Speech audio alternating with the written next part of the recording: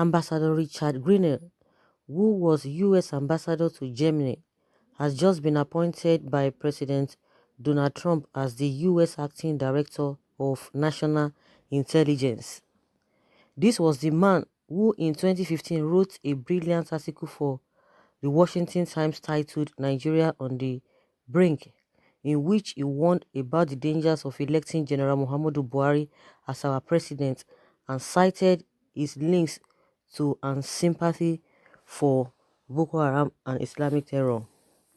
I remember commending Greener at the time and quoting him extensively in one of my essays that year. I thank God that this man is now the most powerful man in America when it comes to intelligence gathering, espionage and security matters. He is profoundly good man and a strong and God-fearing evangelical Christian. Most relevant to us is the fact that he recognizes the strategic importance of Nigeria to the United States. He fully appreciates what we are being subjected to by the present administration. He has a deep interest in our affairs. He cares for us and he knows the mess that we put ourselves by electing Buhari and allowing him to steal his mandates both in 2015 and 2019. Needless to say, the events of the last 5 years have vindicated him and proved him right. They have vindicated and proved yours truly right as well. Buhari's links with an obvious sympathy for Boko's, Iswa and Modus Fulani Esme and Islamist terror generally is obvious to the discerning and increasingly clear to even the village idiots, the court jester and the fool. The consequences of his savage and relentless tomfoolery and his determination to implement an incendiary and dangerous religious and ethnic agenda is that within 5 years Nigeria will break into two or more pieces. I say this because the people of this country will not sit back and allow the Islamists, the ethnic supremacists and the jihadists to turn us into slaves and butcher us all. They will not sit back and allow us to be Islamized and conquered. They will not sit back and allow Christians and moderate Muslims to be slaughtered like flies and butchered like Salah goats and Christmas turkey. They will not sit back and allow Africa's most prestigious, most precious, most notable, most honorable, most enlightened, most innovative, most resilient, most courageous, most adventurous, and best educated people to be run, ruled, and ruined by a group of violent and demented cow-loving and camel-adoring Janjaweeds who come from another world and who hail from another century. When push comes to shove the people with we fight back, it is only a question of time. Things are warming up now and we are almost there. The old generation took rubbish from these aliens, but the new generation will not. You release and rehabilitate dangerous and savage Boko people. You draft them into our army. You pay them huge sums of money as ransom. You pamper them. You cuddle them. You tell them that one day they can even be president. And how you want to set up a federal government agency to reward them. Take care of their needs and look after them. Have you not rubbed our noses in it enough? Do you expect us to take all this for much longer? Do you believe that every Nigerian is a coward? Do you believe that we will all continue to suck your rectum, eat your shit, and accept your nonsense forever? If so, you are wrong.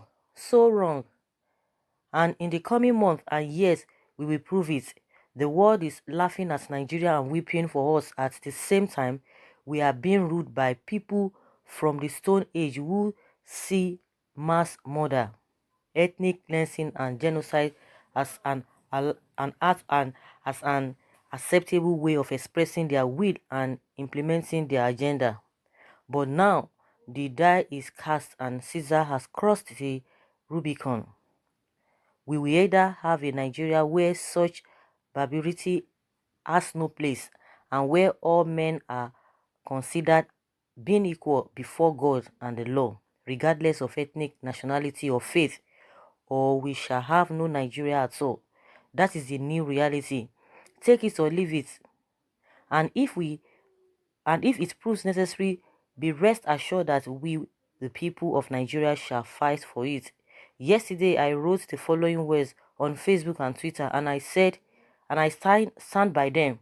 A federal agency for repentant Boko members is to be established, an agency for ravenous and merciless beasts that sit upon the throats of women and children. It is evil. We warned you, but you would not listen.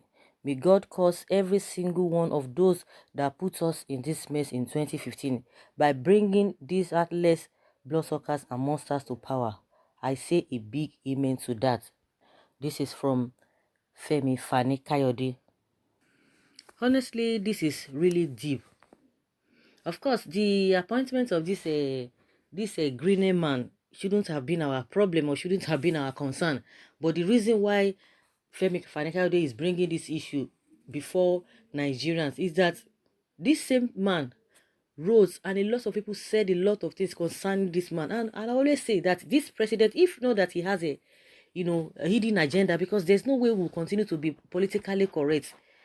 See what is happening in Aso Rock. See the way they are playing dramas. The first one was from the president's wife. She played the whole thing. She said a lot of things within how many years?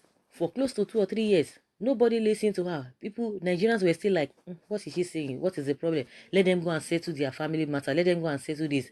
But they forgot that it's deeper than them. That is deeper than what we are saying or what she has been saying. She was trying to pass message, but a lot of people are not listening. People just believe that, oh, it is a family affair. Oh, of course, it is rampant. In a family, the woman wouldn't want anybody to come in between herself and the family or husband. That is what the way Nigerians are looking at it. But a lot of people who have even said many things, like some of them in their party member, who are their party members, saying, oh, if they strip me of my appointment of my position, I will let Nigerians know what is happening. The recent one is the National Security Advisor, Mungono. We are still not saying anything. People are still just like, oh, back and forth. Even Nnamdi Kanu has been crying, been saying this. Of course, we are all witnesses to what he has been saying. We are all witnesses to that. So, like I said, if the president does not really have a ulterior motive, why will he be silent, keeping quiet? Even if I thought that you want to say, okay, they are releasing those people who they are releasing based on maybe they want to rescue some people, some of the people who are in their custody. But the audacity of saying you are recruiting them back into army to do what? Does it mean we don't have people that can join army to fight for this country? Does it mean we don't have people like that?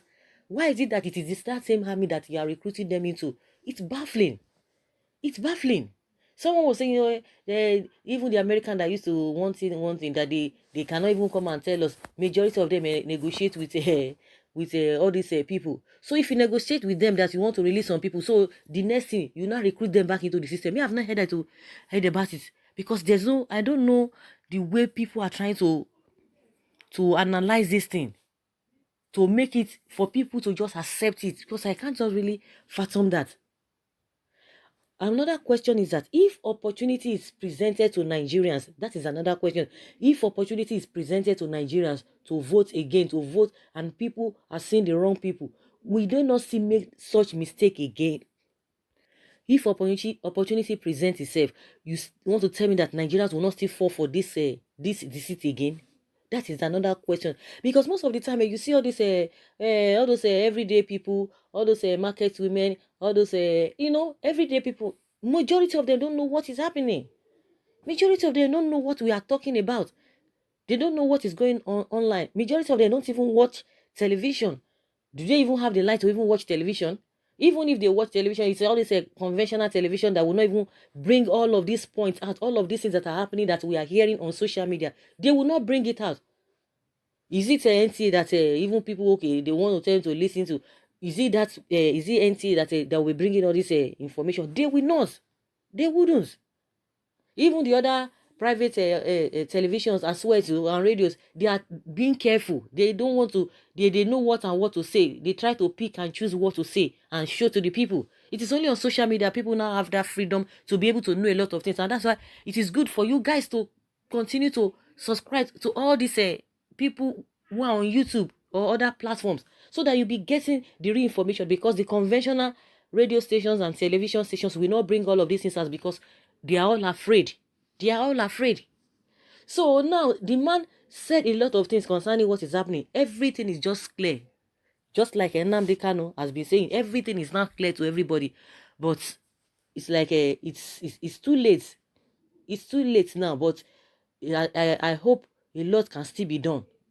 A lot can still be done, because Nigerians, majority of us are doubting Thomas. Is doubting just that it is a lie, na lie. Forget because this one does not have a position in government. Oh, because this one is this, and that is why he's talking. That is why it's this. Oh, because Americans, they have an interest in Nigeria. They want it. They will just be saying all manner of things. Like I always say, those who are victims of all of these problems that we are talking about, if you are victims in the terms of economy, that one is even a little thing. But when it comes to life, when there's life, there's hope. Those who do not have the life again, there's no hope for them. But if you still have life, there's hope. But those who can really talk about and say the way it is, who are feeling it, are those who are really victims of all of this. They will have a better stories to tell. Those that our families were affected in one way or the other, they will have a better stories to tell. Not those who of you are still, you are still seeing Gary to chop every day, eating eba every day, still moving freely in your own little space. You think everything is all right. Maybe people are just making all of these things up. But those who are really involved, those who are really affected, they will tell the stories better. And it's very, very unfortunate. Just like I'm asking, if this kind of opportunity presents itself, are you sure that Nigerians will not still make the same mistake? Because people who are aware of all of these things are not many. They are not many. So guys, let us hear your own opinion concerning these new developments. Leave your comments below. Please share, like, comments, and don't forget to subscribe. Thank you very much for always being there. Bye.